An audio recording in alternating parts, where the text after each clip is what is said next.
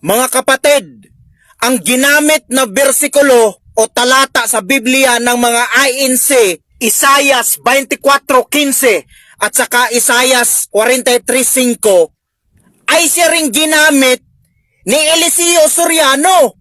Mas nauna pa ang INC na gumagamit niyang bersikulo na yan kaysa kay Eliseo Soriano para sabihin siya ang totoo.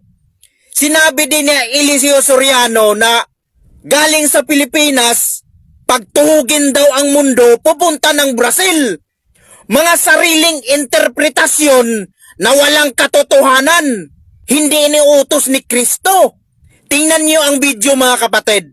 Ang pangangaral, mag-umpisa sa silanganan, sa mga pulo ng dagat, pangangaral hanggang sa kalunuran. Ako lang naman na nakarating ditong Pilipino eh. At kung titignan mo sa antipodal map, kapatid, na direkto galing sa Pilipinas, gagawa ka ng dire-diretsyong butas papunta sa west from the east, lalabas ka sa Brazil. Yan ang tinatawag na antipode map or tunnel map.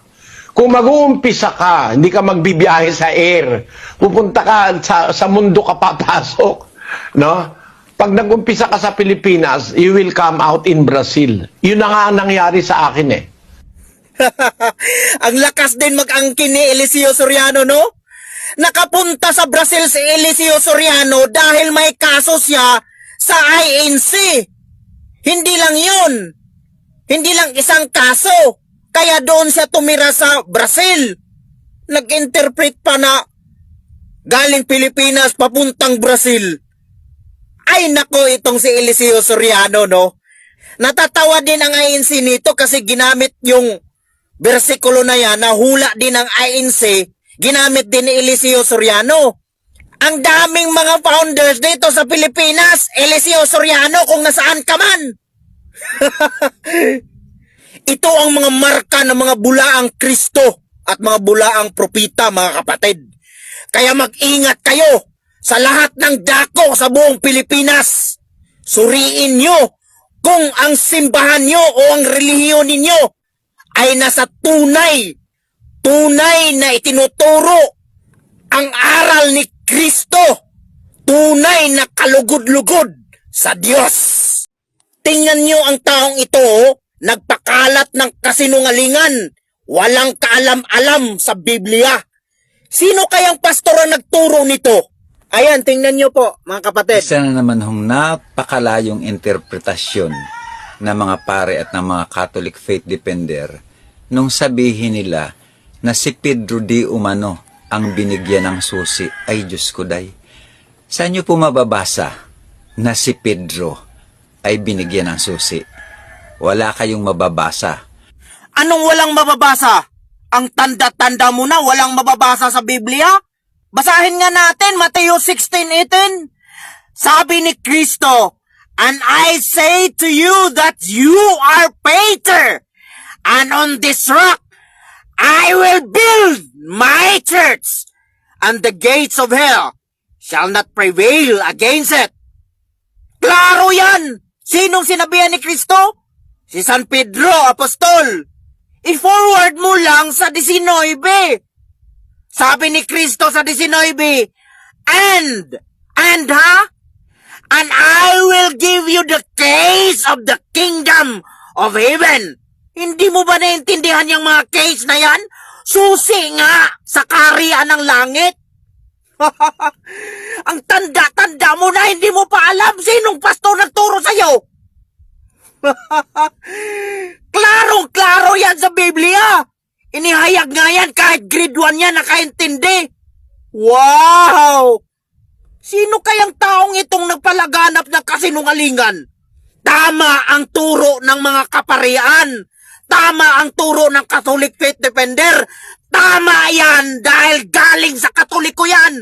Katoliko ang nag-compile ng Biblia. Kaya inihayag namin sa inyo ang katotohanan, mga kapatid. Let's go! Magandang araw, mga kapatid. Ito ay hamon ko sa lahat ng mga vloggers ng Iglesia ni Cristo 1914. yung debate nila Ramil Parba at Father Darwin Gitgano, kung hindi ako nagkakamali, noong 2017, i-upload nyo yung video na yon. Yung buong video talaga, kumplito, walang putol-putol. I-upload nyo sa social media, Facebook, YouTube, TikTok, ang buong video. I-share nyo sa lahat ng mga groups ng iba't ibang religion, sa Katoliko, sa groups ninyo, sa INC, groups ng MCGI, groups ng Bible Baptist, groups ng Pentecostal, sa lahat ng klase ng groups, hinahamon ko, i-upload nyo yun. Bakit hindi ninyo yan ina-upload? Sige, lahat ng mga vloggers ng INC, i-upload nyo yun. Sige, yun lang ang hiling ko sa inyo. Maraming salamat po mga kapatid. God bless you all. Si Eliseo Soriano hindi naniniwala ng santos na misa. Hindi naniniwala ng breaking of bread. Dahil sabi niya, hindi daw yan literal. Mali daw ang ginagamit o in-execute ng mga Katoliko. Hindi alam ni Eliseo Soriano na napakahalaga ang Eucharistia. Tapos sa iba naman niyang exposition, pinakita niya, nag-celebrate daw sila ng isang beses sa isang taon. Kaya nga, mayroon silang Nisan, The Last Supper. Walang tamang aral. Hindi literal, pero nag-celebrate. Ang sinusunod, hindi kalendaryo ng Gregorian calendar. Ang sinusunod nila yung taon na 5,000 mahigit na hindi naman tugma ang kalendaryong yun. Hindi nga makapredict ng high tides and low tides, lunar and solar eclipse. Tapos kung magbabalita ang kanilang programa, magsasabi na lunar eclipse o solar eclipse sa araw na yon, anong oras, ginagamit ang Gregorian calendar. Dapat ang gagamitin natin yung ginagamit ninyong kalendaryo.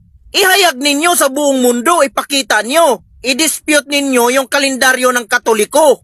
Sige nga, subukan natin, subukan nyo. Sabihin nyo sa inyong namamahala ngayon, si Daniel Rason, na ipalaganap yung sinasabi ninyong kalendaryong sinusunod ninyo. Hinahamon ko kayong lahat ng mga galing.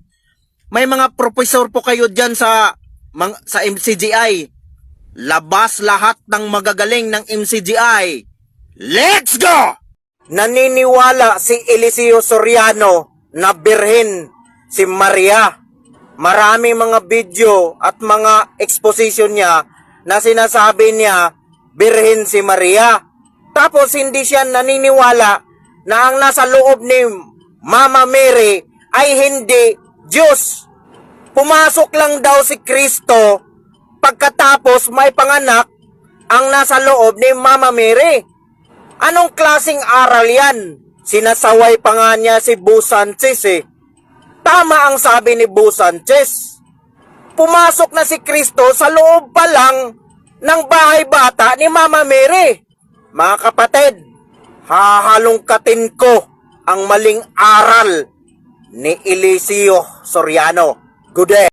Para sa lahat ng mga Seventh-day Adventist Church, lalo na sa mga pastor dyan, kung maaari, ihinto na ninyo ang ginagawa ninyo ngayon. Yung 10% ninyo, dinadagdagan ninyo ng 10%. Yung tinatawag ninyong combined offering plan.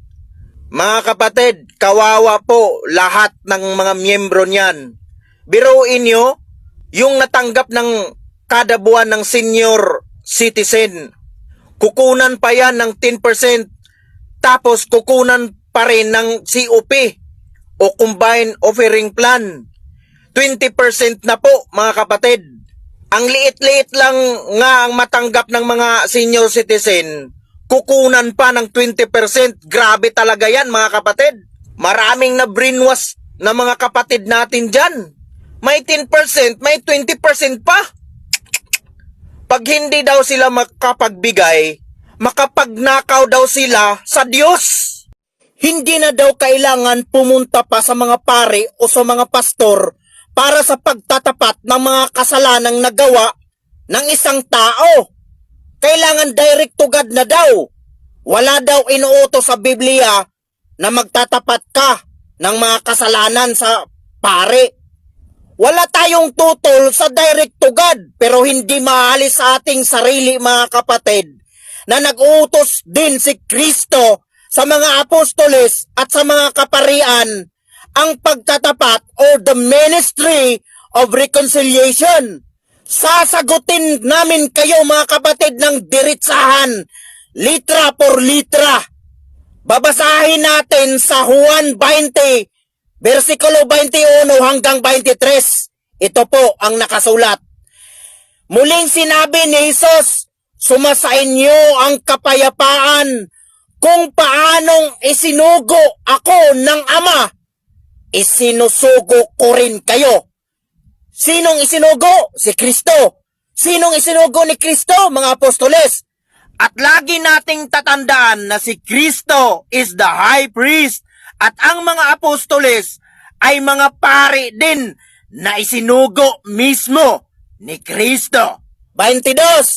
Pagkatapos sila'y hiningahan niya at sinabi, tanggapin ninyo ang Espiritu Santo. 23. Kung patatawarin ninyo ang mga kasalanan ninuman, ay pinatawad na ang mga iyon. Subalit, ang hindi ninyo patatawarin ay hindi nga pinatawad. Kitams, mga kapatid? So, kailangan pala nating pumunta sa mga pare. Kahit nga ikaw may kasalanan sa mga kaibigan mo, sa kapitbahay mo, sa kapatid mo, o sa kapwa-tao mo, sinasabi mo nga yung mga kasalanan mong nagawa para maging malinis ang iyong sarili. At dito din sa pananampalataya para maging malinis ang kaluluwa, kailangan ang pagtatapat, kailangan ang kumpisal ng bawat isa, mga kapatid. At si San Pedro Apostol mismo ay sinugo ni Kristo, Mateo 16:19. And I will give you the keys of the kingdom of heaven. And whatever you bind on earth will be bound in heaven. And whatever you lost on earth will be lost in heaven. Klaro?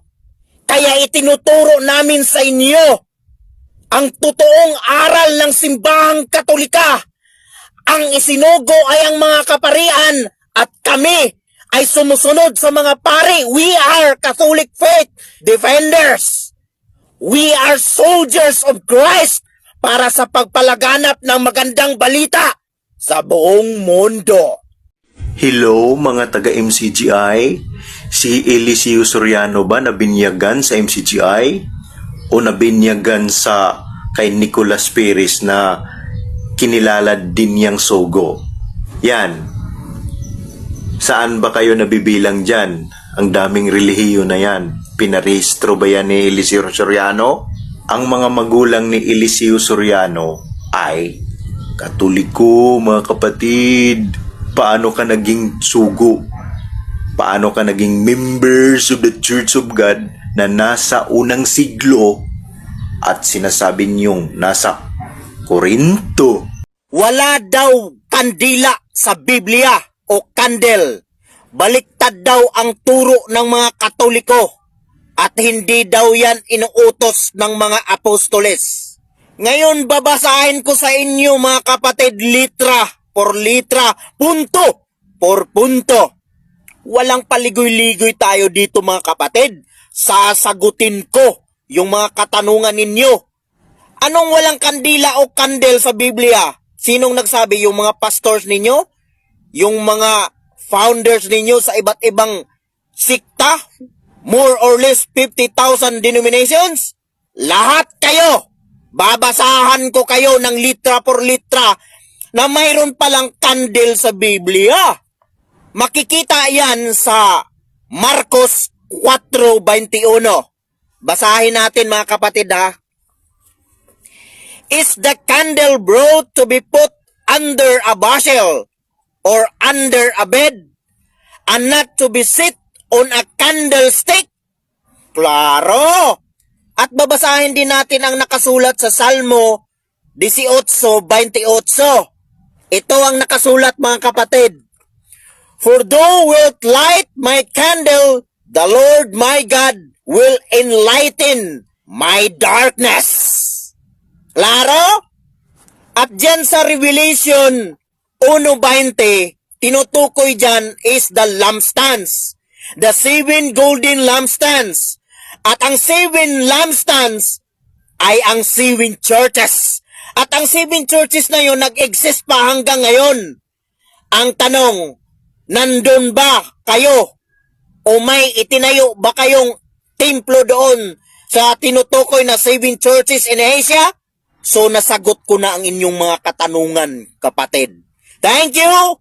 Have a nice day!